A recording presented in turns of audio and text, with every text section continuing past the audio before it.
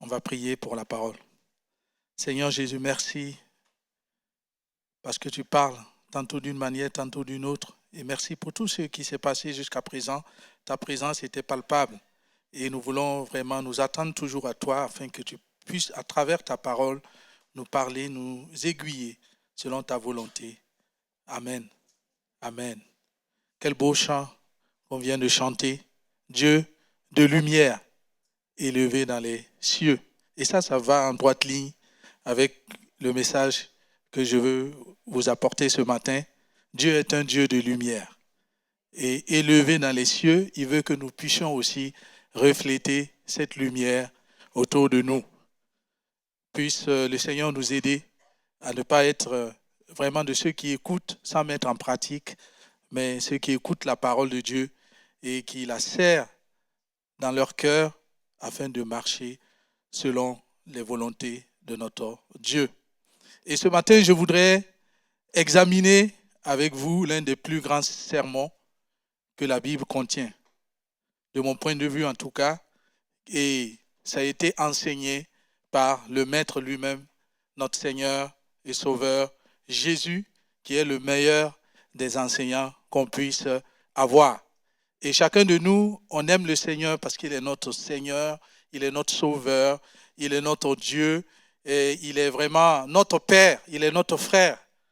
Mais j'aime aussi Jésus parce que Jésus avait une telle intelligence et vraiment une telle profondeur. Ses enseignements, sa sagesse surpassaient tout. Et lorsque on lit les évangiles, on est tout le temps admiré de ce que le Seigneur Jésus a fait, de ce qu'il a enseigné. Et c'est toujours d'actualité et c'est toujours profond.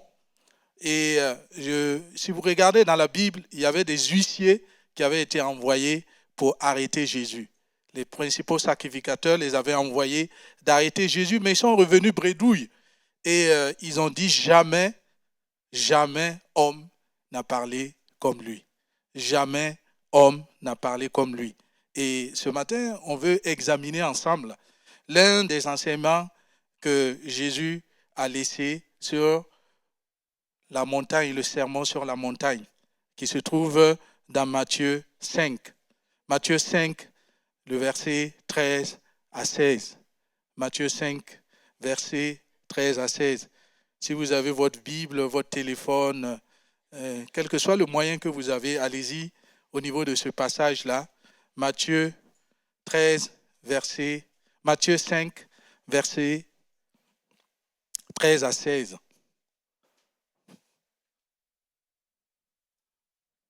OK.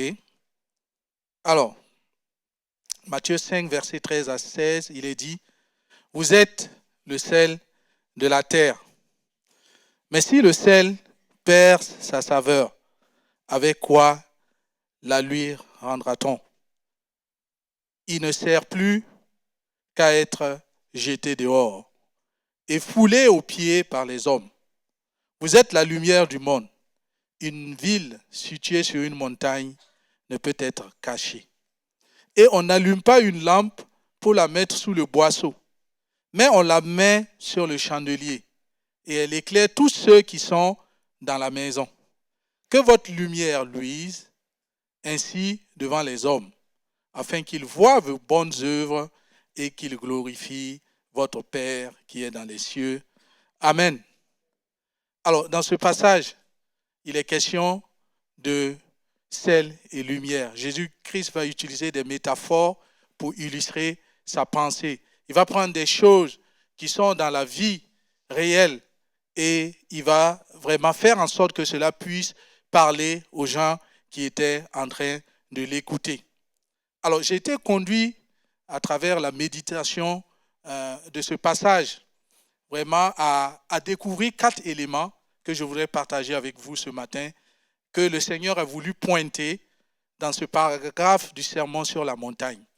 Dans la première partie du texte, à partir du verset 1 jusqu'à 12, on parle des béatitudes. Le pasteur Andy a déjà parlé de cela avec nous il y a 1 an. Il a fait plusieurs séries en ce qui concerne les béatitudes. Et aujourd'hui, je voudrais attaquer vraiment avec vous cette partie où le Seigneur va clairement définir quel est le rôle du chrétien. Quel est le rôle du chrétien? Qu'est-ce qu'il attend, n'est-ce pas, de nous en tant que chrétiens? Et les 4 éléments que j'ai découverts, n'est-ce pas, dans ce passage, le premier élément a trait à notre identité. Qui sommes-nous? Comment le Seigneur Jésus nous voit? Vous êtes, on reviendra là-dessus, c'est ce qu'il a dit à la foule qui était assemblée pour l'écouter. Ensuite, il va définir la mission qu'il a pour eux et la vision qu'il a à travers eux, à travers la mission qu'ils vont accomplir. Il va ensuite parler de leur positionnement. Quel est le positionnement que nous avons par rapport à la mission que le Seigneur a pour nous, par rapport à la vision qu'il a? Et enfin, on va parler de notre attitude. Quelle est notre attitude par rapport à notre mission? Quelle est notre attitude par rapport à notre mission? Je vais mettre le temps pour ne pas vous garder très longtemps.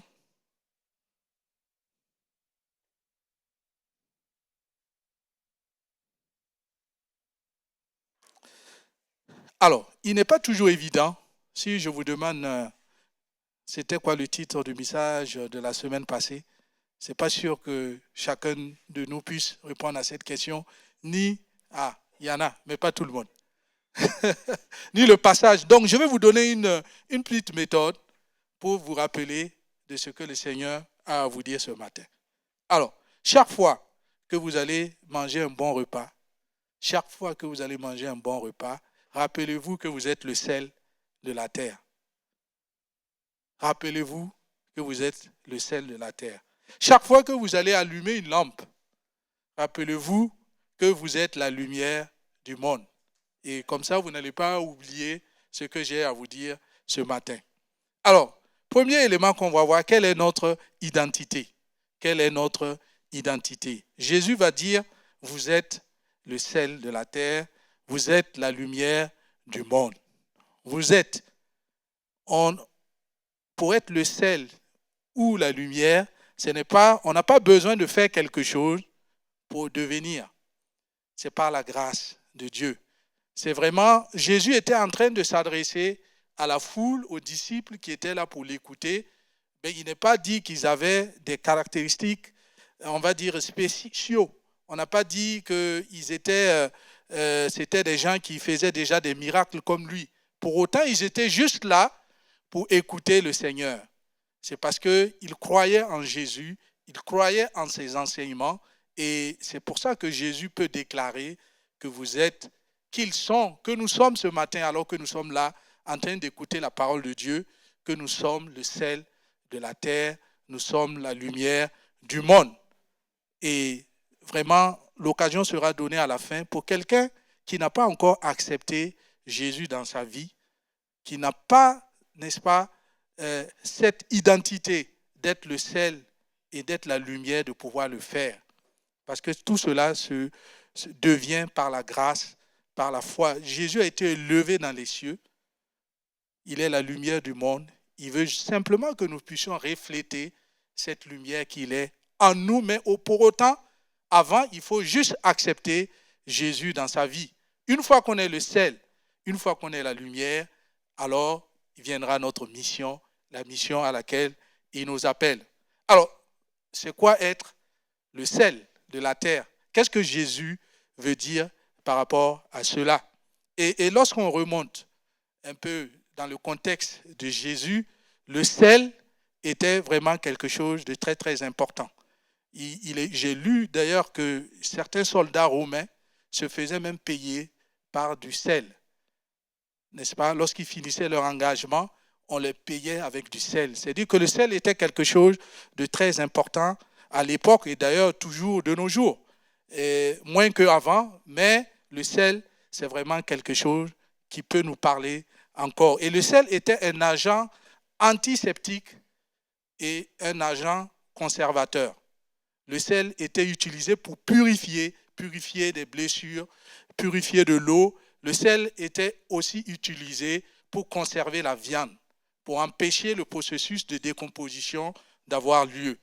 Et c'est à cela que le Seigneur est en train de nous comparer. Le Seigneur est en train de nous comparer à des agents, n'est-ce pas, de purification. Là où nous sommes, nous devons amener avec nous la sanctification. Nous devons amener avec nous une vision qui éclaire, une vision qui purifie. Nous devons aussi être des conservateurs. Beaucoup de choses, le monde dans lequel nous sommes, s'il n'y avait pas les chrétiens, imaginons dans quel niveau de corruption et de détérioration morale on serait. Déjà que ce n'est pas évident, mais grâce aux chrétiens qui sont en train de propager un certain nombre de valeurs, on permet de conserver un certain nombre de choses et d'empêcher le monde d'aller vers la perdition totale. Et le Seigneur a besoin de cela parce que sa grâce parle encore. Beaucoup de gens ont besoin encore de donner leur vie au Seigneur et c'est nous qui devons jouer ce rôle-là. Alors, le sel aussi est vraiment un agent, n'est-ce pas, d'assaisonnement. Okay? Le sel nous permet de faire ressortir les goûts. Et vraiment, en tant que chrétiens, nous devons vraiment être de ceux-là, n'est-ce pas, qui vont apporter du sens dans la vie des gens. De ceux-là qui vont vraiment donner du sens, aider et permettre aux gens, n'est-ce pas, qui sont dans la détresse, qui sont vraiment dans la perdition, de pouvoir retrouver un sens à leur vie, de pouvoir retrouver du goût et vraiment de pouvoir aller de l'avant parce qu'on leur aura apporté la parole de vie. Et Jésus ne va pas dire qu'on est le sucre du monde ou on est le miel du monde, n'est-ce pas? Pourquoi Jésus choisit de dire qu'on est le sel? Parce qu'on a souvent aussi la responsabilité de dire aux gens ce qu'ils ont envie d'entendre. Même si cela fait mal, on a l'obligation de dire aux gens ce qu'ils ont besoin d'entendre et non ce qu'ils ont envie d'entendre. Et c'est ce que Jésus aussi veut dire à travers le fait que nous sommes le sel. Nous ne sommes pas le sucre, nous ne sommes pas le miel, mais nous sommes le sel. Et le sel aussi, c'est quelque chose qui doit être dosé, n'est-ce pas? Si on met trop de sel, trop c'est trop. Si on met trop de sel, ça produit l'effet inverse. Ça veut dire que dans notre vie, dans notre interaction, on doit savoir doser, on doit savoir monter un niveau par rapport aux gens que le Seigneur met à côté de nous. Si quelqu'un, on veut l'amener au Seigneur, peut-être qu'il n'est pas nécessaire de commencer à lui dire « je suis un chrétien, je vais à l'église tous les jours », etc. Il va peut-être le découvrir et venir vers nous, n'est-ce pas, pour que nous puissions, n'est-ce pas, lui dire pourquoi on est comme ça, pourquoi on est comme ci. C'est à nous de doser en fonction de l'environnement, en fonction du contexte, comment on peut, n'est-ce pas, influencer en tant que sel. Alors, bien sûr, tout cela sans compromission. Tout cela sans compromission. On peut aller par étapes, mais ce qui est important, c'est de garder les valeurs, de ne pas se compromettre pour gagner ou passer le message, de donner la vérité de la parole. Alors, c'est quoi donc être la lumière du monde? Alors qu'on a dit ce que c'était que le sel. Qu'est-ce que Jésus voulait dire par là? Et j'ai essayé de comprendre cela en repartant dans Jean, dans ce qu'on appelle le prologue de Jean, Jean 1, où il est parlé de parole et de lumière. Jésus, c'est la parole et la lumière. Et si vous regardez dans Jean 1, je connais bien ce passage parce que quand j'étais à l'école de dimanche, il y a une quarantaine d'années, on m'a appris à réciter cela pour Noël. Et il est dit, au commencement était la parole, et la parole était avec Dieu, et la parole était Dieu. La parole, elle était au commencement avec Dieu. Toutes choses ont été faites par elle, et rien de ce qui a été fait n'a été fait sans elle. Suivez bien, en elle, la parole était la vie, et la vie était la lumière des hommes. En d'autres termes, qu'est-ce que ça veut dire? Ça veut dire que c'est la vie de la parole qui est la lumière. Si je reviens autrement, ça veut dire que si tu ne vis pas dans la parole, tu n'es pas dans la lumière. C'est la vie de la parole qui est la lumière. Et c'est ce que le Seigneur veut dire. Et c'est pour ça qu'il est en capacité de dire à tous ceux qui sont en train d'écouter son enseignement qu'ils sont la lumière. Parce qu'en vivant cet enseignement, ils vont pouvoir éclairer autour d'eux, ils vont pouvoir, n'est-ce pas, influencer autour d'eux. Alors,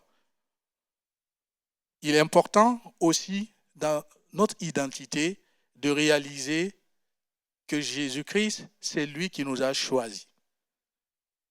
C'est Jésus-Christ qui nous a choisis. Parce que la Bible déclare que nul ne peut venir au Père si le Fils ne l'attire. Nul ne peut venir au Père si le Fils ne l'attire. Même si tu es né dans une famille chrétienne, ben on ne choisit pas sa famille. Dieu a fait en sorte que tu sois né là-bas, il t'avait déjà attiré.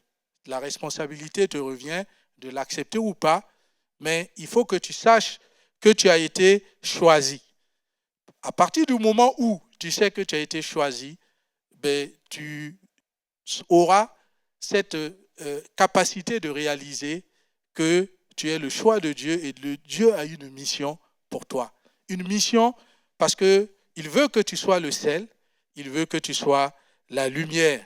Alors réaliser qui on est en Jésus est essentiel pour mesurer la mission à laquelle il nous appelle et la vision qu'il a à travers nous. Alors, quelle est cette mission? Quelle est la vision que le Seigneur a à travers nous? Si vous suivez bien, on a parlé de l'identité qui on est le sel, on est la lumière et on a été choisi par le Seigneur. Alors, pourquoi faire? C'est quoi notre mission? Alors, notre mission, si on revient à notre passage, c'est de briller et d'éclairer. Notre mission est de briller et d'éclairer. Si on revient sur le passage, il est dit, vous êtes la lumière du monde. Une ville située sur une montagne ne peut être cachée. Et on n'allume pas une lampe pour la mettre sous le boisseau, mais on la met sur le chandelier. Et elle éclaire. Notre mission, c'est d'éclairer tous ceux qui sont dans la maison, tous ceux qui sont dans notre monde, et de briller pour que notre lumière luise aux yeux des hommes, afin qu'ils voient nos bonnes œuvres et qu'ils glorifient le Seigneur, afin qu'ils voient les bonnes œuvres et qu'ils glorifient notre Seigneur. Alors, en quoi consiste le fait d'éclairer, le fait de briller? Et si nous regardons un peu dans Éphésiens 5, versets 8 à 10, l'apôtre Paul va vraiment, il y a plusieurs passages qui parlent de la lumière, mais ce passage-là me parle. D'ailleurs, il y a une sœur qui m'a dit ce matin, à la fin du premier culte, qu'elle a reçu ce passage ce matin. Donc, sois attentif à ce que le Seigneur veut te dire. Éphésiens 5, versets 8 à 10. Autrefois, vous étiez ténèbres, et maintenant, vous êtes lumière dans le Seigneur. Marchez comme des enfants de lumière. Car le fruit de la lumière consiste en toutes sortes de bonté, de justice et de vérité. Le fruit de la lumière consiste en toutes sortes de bonté, de justice et de vérité. Examinez ce qui est agréable au Seigneur.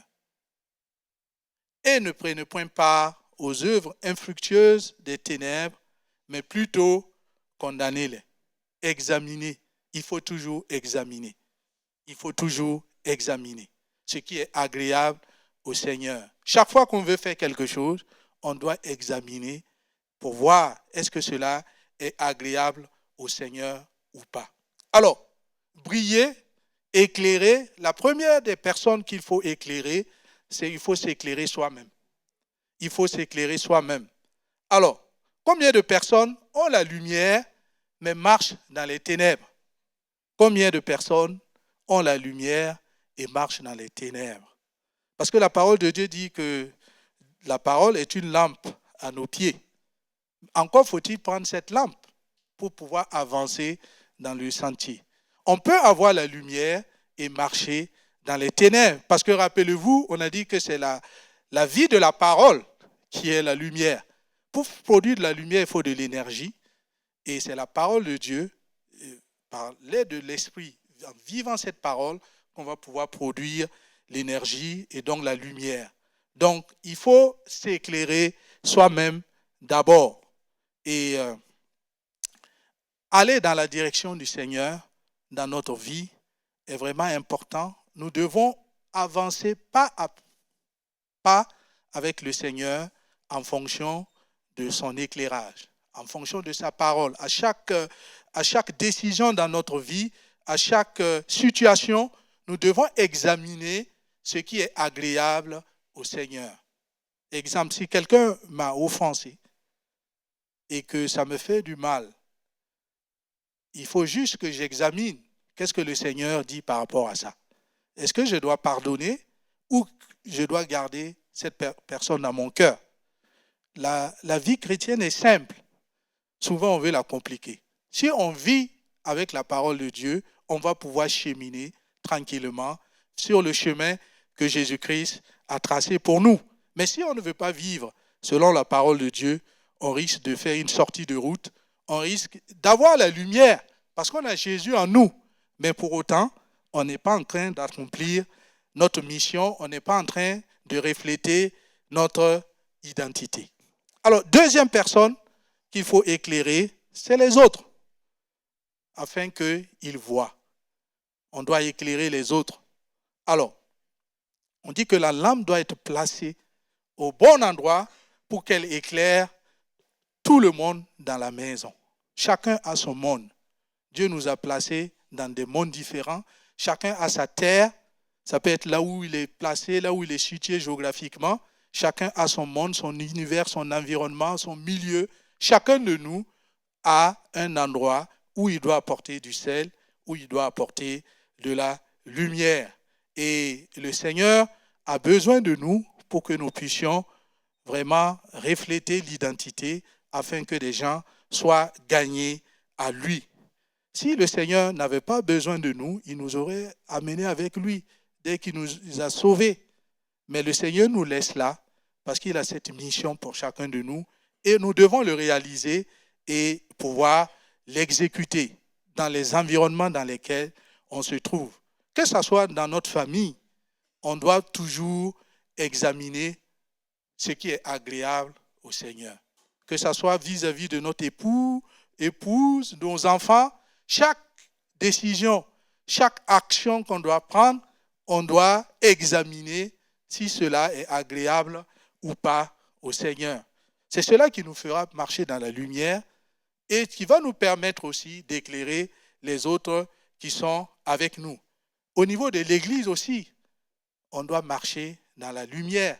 On doit examiner tout, n'est-ce pas, selon la parole de Dieu. Et dans notre milieu, quel que soit le milieu professionnel, etc., là où nous sommes, nous devons toujours examiner et puis user de bonté, comme la parole de Dieu nous dit, de justice et de vérité. User de bonté, de justice, parce que c'est les fruits de la lumière.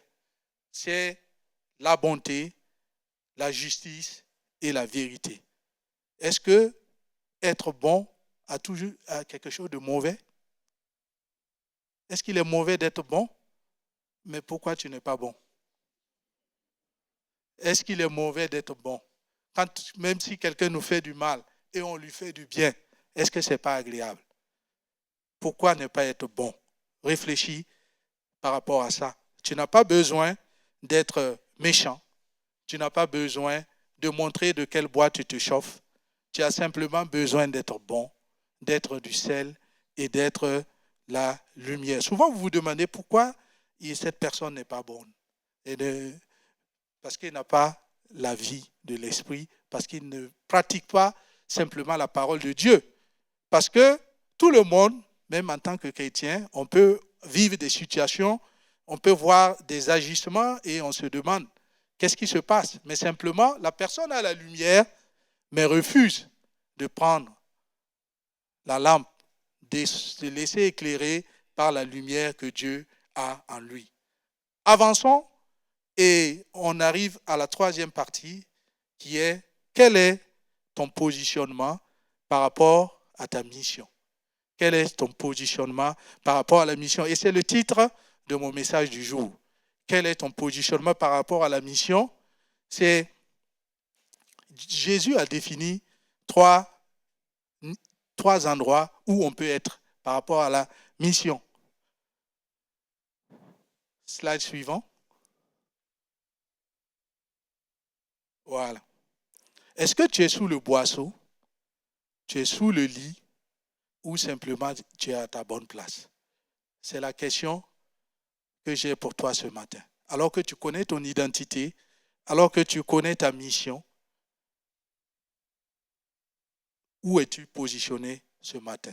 Est-ce que tu es sous le boisseau, tu es sous le lit ou tu es à la place que le Seigneur a prévue pour toi? Et sous le lit, si vous regardez dans d'autres versions de Sermon sur la montagne, dans Luc 8, 15 à 18, lui, en relatant ce que Jésus a dit, il a ajouté sous le lit. OK? Alors, regardons déjà qu'est-ce que ça veut dire être sous le boisseau. Qu'est-ce que ça veut dire être sous le boisseau? Alors, le boisseau, c'est une unité de mesure. C'est une unité de mesure. Dans d'autres versions de la Bible, vous allez voir qu'on parle de vase. OK? C'est une unité de mesure dans le commerce qui se voit. Moi, j'ai eu l'occasion de voir des boisseaux parce que si vous vivez dans certains milieux, OK, quand vous allez au marché, n'est-ce pas, il n'y a pas de balance, n'est-ce pas, pour peser comme on voit ici. Et les gens, ils vont utiliser des boisseaux, n'est-ce pas? Pour vendre le riz, par exemple, il y a une mesure que tous les commerçants ont. Ben, ils vont remplir ce récipient, n'est-ce pas, de riz ou de céréales pour pouvoir vendre. Et Jésus, quand il parle de boisseau, n'est-ce pas, il est en train de faire allusion à cela. Comment on peut interpréter ce que le Seigneur veut vouloir dire par là? Et je pense que quand Jésus parle du boisseau, il parle aussi des interactions que nous avons. Quand nous avons des interactions avec des gens, parce que dans le commerce, il y a des interactions, mais comment on se comporte? Est-ce qu'on est sous le boisseau? Est-ce qu'on a caché notre lumière, n'est-ce pas, dans nos interactions pour que les gens ne sachent pas qui on est, ou est-ce qu'on est vraiment à notre place et qu'on est en train de jouer notre rôle? Alors on peut se poser la question, pourquoi étant dans la vérité, étant dans la lumière, pourquoi on est obligé de se cacher? Pourquoi tu es obligé de cacher? Pourquoi personne ne sait que tu es chrétien? Et Jésus va en parler. Jésus va dire qu'il y a des gens qui ont honte de lui. Est-ce que tu as honte du Seigneur Jésus? Est-ce qu'il t'arrive d'avoir honte, de te cacher sous le boisseau dans tes interactions avec les gens? Parce que Jésus dit que celui qui aura honte de lui sur la terre, lui aussi, il aura honte de lui. Et je n'aimerais pas que tu sois à cette place-là, que le Seigneur Jésus ait honte de toi. Tu dois être prêt à donner raison à qui demande raison de ta foi, à donner des explications, à pouvoir vraiment être ce que le Seigneur, être cette lumière que le Seigneur t'appelle à être. On ne doit pas avoir honte, même si on est dans un monde où le mal est appelé bien et le bien est appelé mal, on doit toujours vraiment garder son identité.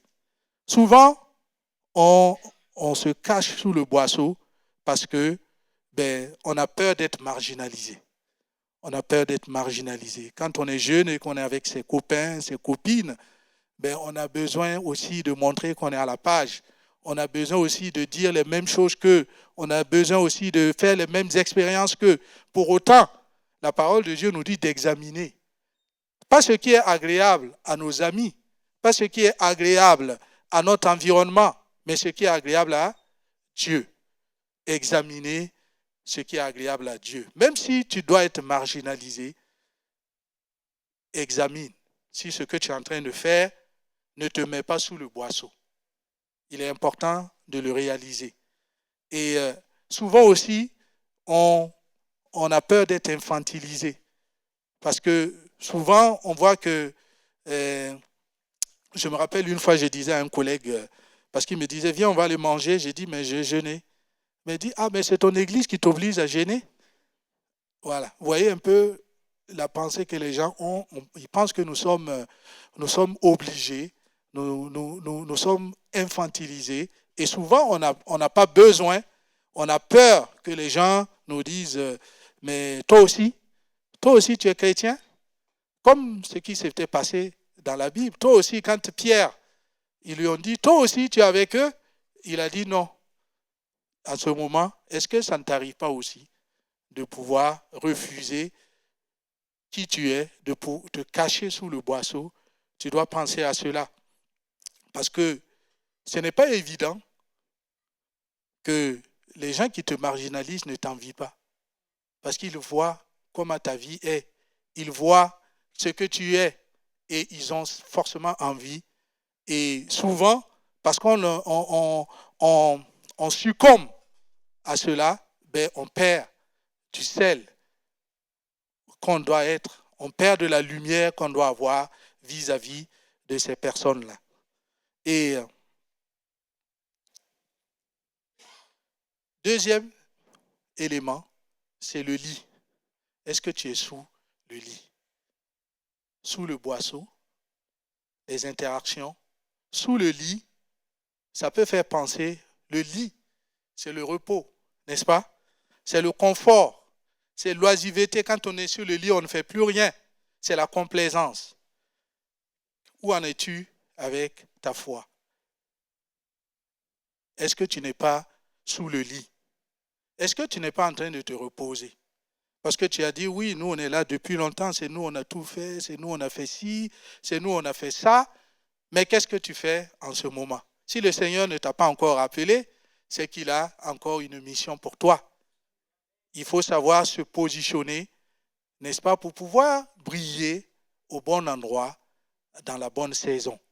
Et c'est quand même intéressant de voir des gens qui sont d'un certain âge, qui sont toujours au milieu de nous et qui ne s'arrêtent pas et qui continuent à aller de l'avant. Suivez mon regard pour vraiment glorifier le nom du Seigneur. Voilà. Donc, c'est vraiment important de ne pas se reposer. Parce que si vous regardez dans la parole, ceux qui se reposent de leurs œuvres, ils sont où? Voilà. Ils sont au cimetière. C'est là où on dit, ils se reposent de ses œuvres. Pour le moment, on ne peut pas se reposer de ses œuvres parce que le Seigneur compte encore sur nous. Alors, le lit peut matérialiser aussi le confort. Souvent, on se dit on a atteint un certain niveau, n'est-ce pas? Moi, je parle en langue plus que tout le monde, comme disait l'apôtre Paul. Moi, j'ai guéri les malades, donc ça va. Ça va, comme le pharisien qui disait, mais je ne suis pas comme... voilà. Souvent, on se compare aux autres et on est dans un certain confort. Moi, au moins, je ne pêche pas, je ne fais pas ci, je ne fais pas ça. Que celui qui est debout prenne garde de ne point tomber. Donc, il ne faut pas verser dans le confort avec le Seigneur. Il faut garder, n'est-ce pas, et vraiment tenir ferme. Parce que le diable, notre adversaire, il rôde et il cherche à nous dévorer. Si on lâche un peu, on peut être sûr que le diable, il va nous atteindre. L'oisiveté. L'oisiveté. Souvent, on est actif, on sert le Seigneur, mais on a peut-être été offensé. On n'a peut-être pas reconnu nos efforts et on se met de côté et on ne fait plus rien. Mais il faut examiner pour voir ce qui est agréable au Seigneur. Est-ce que tu fais pour les hommes ou est-ce que tu fais pour le Seigneur? Est-ce que parce que quelqu'un t'a offensé que tu vas arrêter le service? Ça veut dire que tu ne savais pas pour qui tu sers. Parce que le diable aussi, il peut utiliser ce moyen pour te faire une sortie de route. Donc, tu dois être vigilant pour ne pas aller dans l'oisiveté, continuer à servir le Seigneur. La complaisance. Quand on est sur le lit, on se laisse aller. On ne doit pas se laisser aller. On doit vivre dans la sanctification. On doit rechercher à se purifier, à être agréable au Seigneur. Si la parole de Dieu éclaire un endroit de notre vie que nous avons besoin de mettre en règle, nous ne devons pas user de complaisance. Nous devons nous mettre en règle par rapport à la parole de Dieu. Et c'est ce à quoi le Seigneur nous appelle. Et la bonne place, c'est enfin d'être sur le chandelier, là où le Seigneur t'appelle à être. Tu dois être sur le chandelier. On n'allume pas une lampe pour la mettre sous le boisseau ou sous le lit. Qui allume la lampe? C'est notre Seigneur Jésus. Il dit personne. Si cela semble être fou pour nous d'allumer une lampe pour mettre sous le boisseau ou sous le lit, qu'est-ce que le Seigneur dit par rapport à nous? Qu'est-ce que le Seigneur dit par rapport à toi ce matin? Examine et regarde ce qui est agréable au Seigneur. Alors, quatrième élément, as-tu la bonne attitude par rapport à ta mission et à ta position? As-tu la bonne attitude par rapport à la mission et à ta position? Le Seigneur Jésus va dire, afin qu'il voie, pas pour te glorifier, mais pour glorifier le Père, pour glorifier le Seigneur. Donc, on doit avoir une bonne attitude par rapport à la mission que le Seigneur nous donne. Déjà, il faut qu'on laisse le Seigneur nous positionner là où il veut qu'on rayonne. Il faut laisser le Seigneur nous positionner. Il ne faut pas aider le Seigneur. Même si le Seigneur t'a dit que tu dois être à tel endroit, il connaît le chemin pour t'amener à cet endroit. Toi, tu dois faire ta mission pour que la vision que le Seigneur a pour toi puisse s'accomplir. Donc, il faut laisser le Seigneur te positionner. Amen. Il faut réaliser qu'avec Dieu, il ne s'agit pas simplement de briller, mais d'être placé au bon endroit. Donc, si tu fais quelque chose et que le Seigneur te demande de faire autre chose, ben cherche, laisse-le te positionner parce que il t'appelle à autre chose. Peut-être que ta saison quelque part est terminée et il veut t'amener vers une nouvelle saison, vers l'endroit où tu dois briller, l'endroit où il a besoin de toi. Il te connaît, c'est lui qui t'a façonné et il sait qu'en ce moment précis, c'est à cet endroit que tu dois être. Mais il faut que tu consultes le Seigneur. Il faut que tu t'attendes à lui. Il faut que tu saches que tu as été missionné par le Seigneur pour pouvoir aller l'écouter et chercher sa volonté par rapport à l'endroit où tu dois être. Et troisième point par rapport à l'attitude, il faut réaliser qu'avec Dieu, on ne brille pas pour être vu. On ne brille pas pour être vu, mais on brille pour éclairer. Parce que Jésus lui-même, il dit, les gens, ils vont voir vos bonnes œuvres, mais ils ne vont pas vous remercier. Ils vont glorifier le Père. Donc, il est important, si on a la bonne attitude, on ne sera jamais découragé dans sa mission. Parce que même si le pasteur, même si le conseil d'administration ne reconnaît pas tes efforts, toi, tu sais pour qui tu es en train de faire la mission. Et Jésus, il n'y a rien qui lui échappe. Il n'y a rien qui lui échappe. Même un cheveu de nos têtes.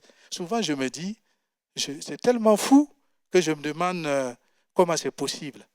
Même un cheveu de notre tête ne peut tomber sans que Dieu ne soit au courant. C'est tellement puissant, tellement on a des cheveux, même ceux qui n'en ont pas beaucoup, que qu'on se dit, mais dis donc, à quel point Dieu, il est aux petits soins, à tel point Dieu, il regarde, et si tu fais quelque chose pour le Seigneur, il va te récompenser. Mais en attendant, ici sur la terre, c'est pour lui donner la gloire. Et à chaque fois qu'on agit, et qu'on se positionne dans cette attitude, on ne sera jamais découragé. Parce que les hommes sont ce qu'ils sont. Ils peuvent oublier, mais Dieu, il n'oublie jamais. Dieu, il voit. Et prions que Dieu nous donne d'avoir la bonne attitude dans ce qu'il nous demande de faire. Si moi, par exemple, alors que je prépare le message et que j'arrive ici et je me dis, mais il faut que je donne un bon message, mais pour que les gens me disent, mais ton message est bien. Donc là, je ne suis pas en train d'éclairer, n'est-ce pas? Mais pour que les gens disent, oui, mais ça, ce message, ça m'a permis d'avancer, ça m'a permis de voir tel aspect ou tel autre aspect dans ma vie. C'est ce que le Seigneur te demande à faire. Si tu es au niveau du groupe de louanges et tu veux qu'on dise, oui, j'ai bien chanté, mais si on oublie de te dire, mais ta journée est gâtée, n'est-ce pas? Parce que tu t'attendais que les hommes te reconnaissent, mais ils ne t'ont pas reconnu. Mais si tu fais cela pour le Seigneur, si tu as la bonne attitude, et tu es content, tu sors d'ici, tu glorifies le Seigneur parce que tu as accompli la mission à laquelle il t'appelle. Que le Seigneur nous aide et qu'il nous donne la capacité et la clairvoyance. Souvent, ce n'est pas évident parce qu'on veut bien faire, mais c'est là où on ne doit pas se mettre des pressions inutiles. Parce que ceux qui se mettent de la pression, c'est parce qu'ils veulent plaire aux gens. Quand on a fait tout ce qu'on peut faire, même si ça n'a pas atteint le niveau que les hommes attendent, on dit merci au Seigneur parce qu'on s'est donné. Pour le moment, on n'a pas atteint le niveau qu'ils attendent, mais on sait qu'on fait de tout son cœur, on fait pour la gloire de Dieu, on fait pour éclairer, et cela nous laisse en paix, et cela ne nous met pas dans une course effrénée, parce que le Seigneur a un talent pour chacun de nous. OK? Le Seigneur a un talent pour chacun de nous. Cela me fait penser à la parabole des talents. OK? Le Seigneur a un talent pour toi. Est-ce que tu vas aller creuser quelque part et mettre ton talent là-bas? C'est la même chose que le mettre sous le boisseau ou sous le lit. Ou est-ce que tu vas l'utiliser pour la gloire de Dieu? Pour la gloire de Dieu. Parce qu'à celui qui dit qu'il n'a pas, on va même retirer ce qu'il croit avoir. Que le Seigneur nous aide pour que nous puissions avancer vraiment dans la mission qu'il nous a confiée, dans la bonne attitude. Et j'arrive à la conclusion. Et après, je ferai 2 appels. Et ce que je voulais que tu retiennes ce matin, c'est que tu es le sel de la terre, la lumière du monde. Rappelez-vous, chaque fois que vous mangez un bon repas, rappelez-vous que vous devez être le sel. Chaque fois que vous allumez une lampe, rappelez-vous que vous devez être la lumière. C'est votre identité. Ce n'est pas quelque chose que vous faites pour devenir. Vous êtes déjà du sel, vous êtes déjà la lumière, il faut simplement agir. OK? Et regardez, examinez votre positionnement. Est-ce que vous êtes sous le boisseau actuellement ou est-ce que vous êtes sous le lit? Ou vous êtes sur le chandelier, gloire à Dieu, si vous êtes sur le chandelier. Mais même si vous êtes sur le chandelier, examinez pour voir si vous êtes à la bonne place pour que le Seigneur puisse continuer à vous utiliser efficacement. Alors, ce matin, avant de pouvoir être le sel et pour être la lumière, il faut accepter la lumière dans sa vie. Il faut accepter le Seigneur Jésus dans sa vie. Le Prince de paix, Jésus-Christ est la lumière. La parole est la lumière. Au commencement était la parole. Et la vie de la parole est la lumière. Et Jésus-Christ a besoin de rentrer dans ton cœur. Jésus-Christ a besoin de toi ce matin. Ce midi, on va dire. Si tu es là ce matin, alors qu'on baisse les têtes, je veux faire un appel pour celui qui ne connaît pas encore le Seigneur. Tu es là ce matin, je ne parle pas de celui qui a déjà reçu le Seigneur, qui a déjà confessé. Mais si tu es là ce matin et que tu n'as pas encore confessé de ta bouche le Seigneur Jésus, si tu n'as pas encore accepté le Seigneur Jésus, c'est la base. Je prie simplement que tu lèves la main. Si tu n'as pas encore accepté le Seigneur Jésus, si tu ne t'es pas encore converti et tu es là ce matin, le Seigneur te parle et t'attend. Aujourd'hui, c'est le jour du salut. Si tu entends sa voix, n'endurcis pas ton cœur. Est-ce que quelqu'un entend la voix du Seigneur ce matin, qui l'appelle à devenir son enfant? Être le sel et la lumière, c'est accepter le Seigneur Jésus dans sa vie. Est-ce qu'il y a quelqu'un ce matin qui veut donner sa vie au Seigneur? On a eu quelqu'un au premier culte. Est-ce qu'il y a quelqu'un ce matin qui veut donner sa vie au Seigneur? Est-ce qu'il y a quelqu'un qui veut donner sa vie au Seigneur? Je vois une main qui se lève. Le Seigneur voit ta main et On va prier. Alors que les têtes sont toujours baissées, priez pour cette personne qui veut donner sa vie au Seigneur. Soutenez-le dans la prière. Et je vous invite à vous lever et à répéter avec moi. Parce que c'est en confessant de sa bouche qu'on devient chrétien, qu'on est sauvé. Donc, levez-vous s'il vous plaît et vous allez répéter simplement avec moi. Et voilà. Je parle de ceux qui veulent donner leur vie au Seigneur. Et on fera l'autre appel après. Ceux qui veulent donner leur vie au Seigneur, deux personnes, répétez simplement avec moi. Seigneur Jésus, je viens à toi tel que je suis et je veux te donner ma vie. Je décide aujourd'hui de te suivre, de reconnaître que tu es mon Seigneur et mon Sauveur personnel, que tu as porté sur la croix mes péchés et que c'est par ta mort que j'ai la vie et la vie éternelle. Je te reçois dans mon cœur et je m'engage à te suivre tous les jours de ma vie. Amen. Amen. Ceux qui ont donné leur vie au Seigneur, bientôt il y a des cours de baptême qui vont commencer. Prenez attache avec moi ou au niveau de l'accueil pour que vous puissiez continuer à avancer. Celui qui croira et qui se sera baptisé sera sauvé. Amen. Maintenant, je voudrais prier pour ceux qui sont sous le lit, sous le boisseau, ou qui pensent qu'ils ne sont pas encore à leur place, qui sont en train de chercher, pour que le Seigneur puisse vraiment vous aider. Si vous avez honte de parler du Seigneur Jésus, si vous avez peur qu'on sache que vous êtes dans le Seigneur et que vous n'arrivez pas à briller comme il le faut, vous n'arrivez pas à assaisonner comme il le faut, levez simplement votre main pour qu'on puisse prier pour vous. Y a-t-il des gens ce matin qui ont besoin de cette prière? Levez simplement votre main et on va prier pour vous. Parce que c'est un engagement en même temps que vous allez prendre pour pouvoir marcher dans la mission dans laquelle le Seigneur vous appelle. Levez-vous, alors que les têtes sont toujours baissées. Si vous avez eu le courage de lever votre main, levez-vous parce que c'est un acte de foi.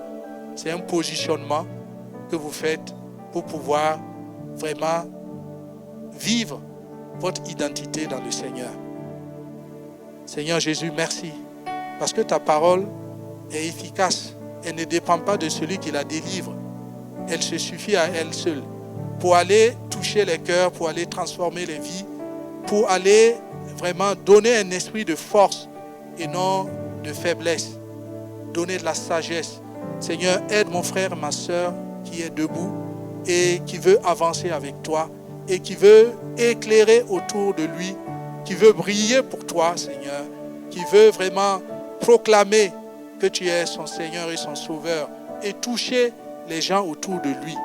Je prie au nom de Jésus que tu fasses en sorte que, Seigneur, cet engagement puisse être tenu et qu'il puisse marcher de victoire en victoire avec toi et vraiment accomplir les œuvres bonnes et merveilleuses que tu as prévues pour eux dans leur vie. Seigneur, s'ils sont en quête de positionnement, d'endroits où ils peuvent prier comme tu le veux, l'endroit que tu as prévu pour eux, Seigneur, je prie que tu les fasses cheminer vers cela et vraiment dans cette attente confiante en toi que tu vas faire au-delà de ce qu'ils peuvent penser et que tu es omniscient, que tu connais toutes choses. Que toute la gloire soit rendue à toi seul. Amen.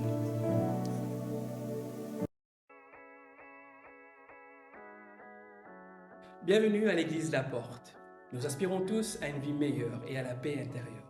Mais nos souffrances passées, même en tant que chrétiens, freinent souvent cette quête personnelle. Notre église veut être cette église hôpital, centrée sur Jésus pour soigner, équiper et faire des disciples épanouis. Sa mission, centrée sur Jésus, vise à impacter chaque individu de tout âge au service de Dieu. Aujourd'hui, nous soignons déjà par des initiatives comme Libère ton identité, des ateliers sur la parentalité ou contre les violences sexuelles. Nous accompagnons chaque personne en les équipant et les formant pour qu'elles deviennent et forment des disciples. Notre grand défi est de développer notre vision d'église hôpital en implantant de nouvelles églises hôpitaux. Dès 2025, Pour que plus de personnes puissent profiter de nos ressources, nous sommes très heureux de vous annoncer notre projet d'implantation Église-Hôpital à Courbevoie.